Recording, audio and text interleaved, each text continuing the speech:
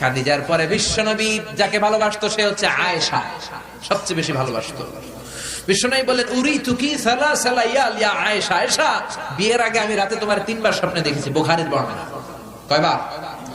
এই 3 বার স্বপ্নে দেখার পর তোমার চেহারাটা জান্নাতের একটা রেশমি কাপড়ে এনে জিব্রাইল বলল, বিশ্বনবী দেখুন তুমি এটারে কেমন লাগে? আমি বললাম ভালো লাগে। জিব্রাইল তার কয়েকদিন পরে বললেন, ও নবী, আকাশ থেকে ডাইরেক্ট প্রপোজ, সরাসরি প্রস্তাব, বিয়ে করবেন নাকি? কার মেয়ে? জিব্রাইল কয় আবু বকরের মেয়ে।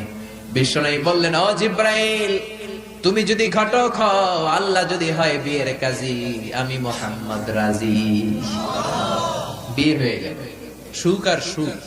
বিশ্বনবীর একমাত্র কুমারী বউ মা আয়েশা যখন বিশ্বনবীর সাথে এক ল্যাপের নিচে শুয়ে থাকতো, তখনও কোরআনের আয়াত নাজিল করতো কে?